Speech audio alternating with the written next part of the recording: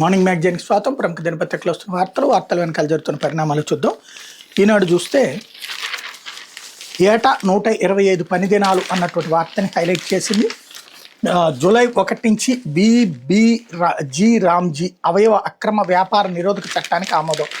గోవా తరహాలో 2 చోట్ల beach shocks excise policy సవరణ ముసాయిదాకు ఆమోదం. రాష్ట్రంలో యోగా న్యాచురోపతి ప్రచార పరిషత్ ఏర్పాటు. అంతర్జాతీయ యోగా దినోత్సవ నిర్వహణకు 10 కోట్లు. కేంద్ర ఉపాధి హామీ పథకంలో మార్పులు చేస్తూ తీసుకొచ్చిన జి రామ్జీ పథకాన్ని ఆంధ్రప్రదేశ్లో ఏడాది జూలై 1 నుంచి అమలు చేసేందుకు రాష్ట్ర మంత్రిమండలి పచ్చ జెండా ఊపింది. ఇందుకు గెజిట్ నోటిఫికేషన్ జారీ చేయబోతోంది. మరోవైపు అవయవాల మార్పిడి కార్యకలాపాలను పకడ్బందీగా నియంత్రించేలా కేంద్రం తీసుకొచ్చిన చట్టాన్ని రాష్ట్రంలో అమలు చేయాలని నిర్ణయించారు. సచివాలయంలో ముఖ్యమంత్రి చంద్రబాబు అధ్యక్షతన గురువారం నిర్వహించిన సమావేశంలో తీసుకున్న నిర్ణయాలను సమాచార పౌర సంబంధాల మంత్రి కె పార్థసారథి విలేకరులకు వెల్లడించారన్నటువంటి వార్తని హైలైట్ చేశారు. దీంట్లో 7,675 కోట్లు ఎక్స్ట్రా డబ్బులు వస్తాయి ఆంధ్రాకి అన్నటువంటిది హైలైట్ చేశారు. మద్యం కుంభకోణం కేసులో త్వరలో జగన్కి ఈడీ నోటీసులు. ఇప్పటికే ఆయన సన్నిహితులు విచారించిన ఎన్ఫోర్స్మెంట్ డైరెక్టరేట్ ఆ వివరాల ఆధారంగా వైకాపా అధినేత విచారణ, అంతిమ లబ్ధిదారుని తేల్చే దిశగా చర్యలు.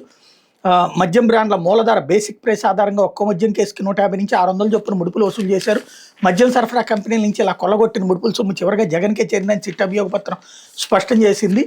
ఆంధ్రప్రదేశ్ మద్యం కుంభకోణం కేసులో ఎన్ఫోర్స్మెంట్ డైరెక్టరేట్ అధికారులు అంతిమ లబ్ధిదారు తేల్చే పని మొదలుపెట్టారు. దీనిలో భాగంగా మాజీ సీఎం జగన్మోహన్ రెడ్డిని విచారించనున్నట్టు తెలుస్తోంది. త్వరలోనే ఈడీ అధికారులు ఆయనకు నోటీసులు జారీ చేసే అవకాశం ఉంది. ఈ కేసులో ఈడీ అధికారులు ఇప్పటికే పలు దఫాలుగా అనేక మంది నిందితులు విచారించి వాళ్ళ వాంగ్మూలాలు నమోదు చేశారన్నట్లు హైలైట్ చేశారు.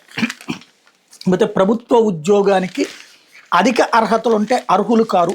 ప్రభుత్వ ఉద్యోగ నియామకాల్లో అర్హతగా పేర్కొన్న క్వాలిఫికేషన్కి సంబంధించినటువంటి వారిని తీసుకోవాలని, అంతకంటే అధిక అర్హతలు ఉన్నటువంటి వాళ్ళని తీసుకోకూడదని సుప్రీంకోర్టు స్పష్టం చేసింది. తక్కువ అర్హతలు ఉన్నటువంటి వాళ్ళ కోసం ఉద్దేశించిన ఉద్యోగాన్ని ఎక్కువ అర్హతలు ఉన్నటువంటి వాళ్ళకి ఇవ్వడం వల్ల వాస్తవంగా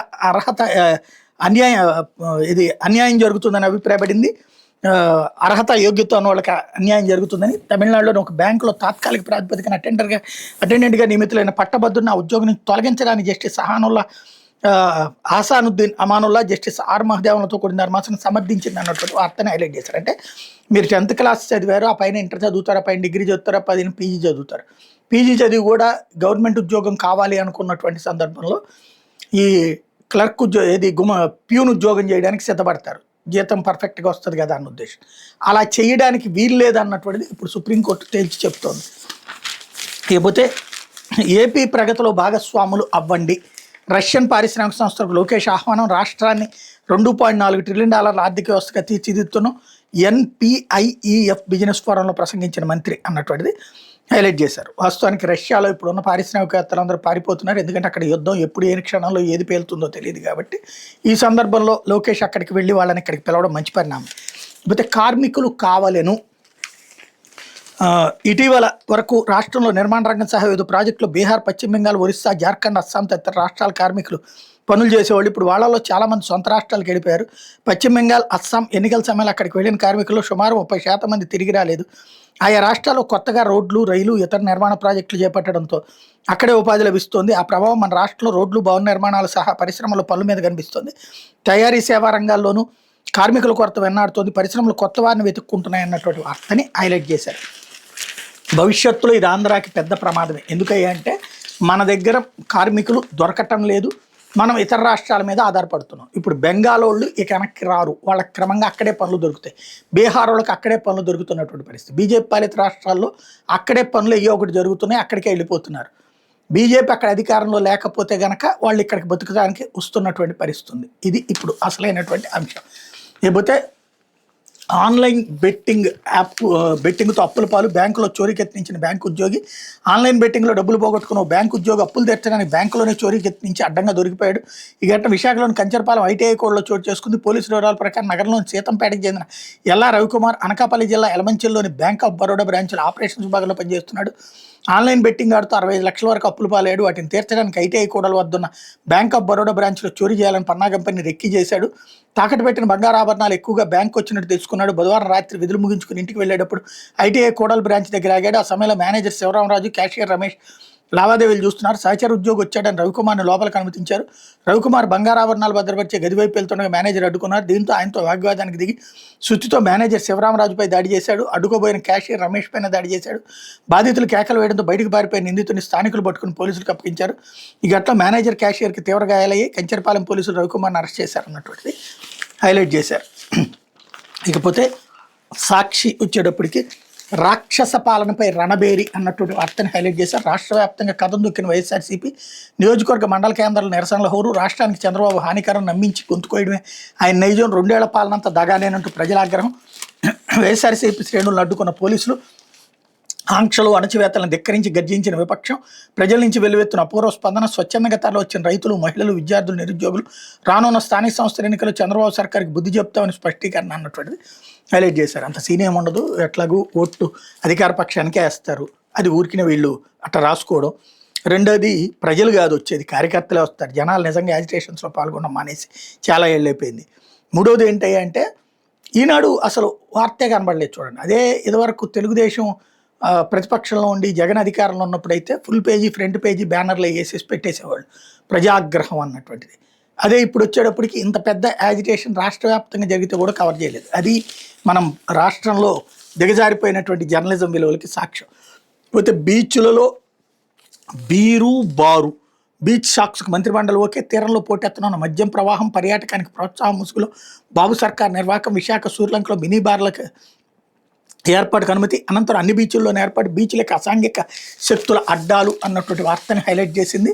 ఎన్నాళ్ళు బీచ్ అంటే షికార్లు, సరదాలు, పిల్లలు, కుటుంబంతో సేద ప్రాంతం. ఇకపై బీచ్లు అంటే బీరు, బారు, మందు, చిందు, ఆకతాయిలు, అసాంఘిక శక్తుల కోలాహలం. రాష్ట్రంలో ప్రశాంతంగా ఉన్న బీచ్లు అసాంఘిక శక్తులు అడ్డాగా మారుస్తూ బీచ్ షాక్స్ పేరుతో మద్యం ప్రవాహానికి చంద్రబాబు సర్కార్ తలుపులు బార్లా తెరిచింది. గురువారం మంత్రిమండలి సమావేశంలో అందుకు ఆమోద ముద్ర వేసింది.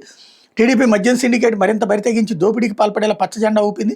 కుటుంబ సర్కార్ నిర్ణయంపై సర్వత్రా వ్యతిరేకత వ్యక్తం అవుతుంది. బీచ్ల్లో మద్యం విక్రయాలకు అనుమతి ఇవ్వడం కోసం చంద్రబాబు ప్రభుత్వం సరికొత్త ఎత్తుగడ వేసింది. బీచ్ షాక్స్ ఏర్పాటుకు అనుమతిస్తున్నట్టు తాజాగా మంత్రిమండలి సమావేశంలో తీర్మానించింది. ఇంతకీ బీచ్ షాక్స్ ఏంటంటే బీచ్ల్లో చిన్న సైజు బార్లే, వెదురు కానీ చెక్కతో కానీ కుటీరం ఆకారంలో వాటిని ఏర్పాటు చేస్తారు. వాటిలో మద్యము, బీరు, ఇతర పానీయాలు, ఆహార పదార్థాలు విక్రయిస్తారు. ఒక్క మాటలో చెప్పాలంటే అవి మినీ బార్లే. పర్యాటక రంగానికి ప్రోత్సాహం ముసుగులో బీచ్ల్లో మద్యం ప్రవాహానికి చంద్రబాబు ప్రభుత్వం గేట్లు ఎత్తింది. మొదటగా విశాఖపట్నం సూర్యలంక బీచ్లో బీచ్ షాక్స్ ఏర్పాటుకు అనుమతి ఇచ్చింది. ఉదయం 10 గంటల నుంచి రాత్రి 8 గంటల వరకు బీచ్ షాక్స్ నిర్వహించవచ్చని ప్రకటించింది. అంటే బీచ్ల్లో రోజంతా మద్యం ఏర్లేని పారనుందని స్పష్టం చేసింది. వైఎస్ఆర్సీపీ అధికారంలో ఉండగా దశల వారి మద్య నియంత్రణ లక్ష్యంగా ప్రైవేట్ మద్యం దుకాణాల విధానాన్ని రద్దు చేసింది. పారదర్శకంగా ప్రభుత్వ మద్యం దుకాణాలు ఏర్పాటు చేసింది. మద్యం దుకాణాల సంఖ్యను తగ్గించడమే కాకుండా మద్యం విక్రయ వేళలను కుదించింది. 2014-19 మధ్య టీడీపీ హయాంలో ఏర్పాటు చేసిన పర్మిట్ రూములను రద్దు చేసింది. 48,000 బెల్ట్ దుకాణాలను తొలగించింది. కానీ 2024లో చంద్రబాబు ప్రభుత్వం అధికారంలోకి రాగానే తిరిగి టీడీపీ మద్యం సిండికేట్ దోపిడీ పచ్చ జెండా ఊపింది. మద్యం విధానం ముసుగులో దోపిడీకి తెరదీసింది. ప్రభుత్వ మద్య దుకాణం విరాళాన్ని రద్దు చేసింది. విచ్చలవిడిగా ప్రైవేటు మద్యం దుకాణాలకు అనుమతి ఇచ్చి మొత్తంగా 4,346 మద్యం దుకాణాలను టీడీపీ సిండికేట్కి ఏకపక్షంగా కట్టబెట్టింది. ఎల్లో సిండికేట్ రాష్ట్రంలో ఏకంగా 75,000 బెల్ట్ దుకాణాలను ఏర్పాటు చేసి మద్యాన్ని ఏరులై పారిస్తోంది. ఎంఆర్పీ కంటే 20% అధిక ధరలతో దోపిడీకి పాల్పడుతుంది.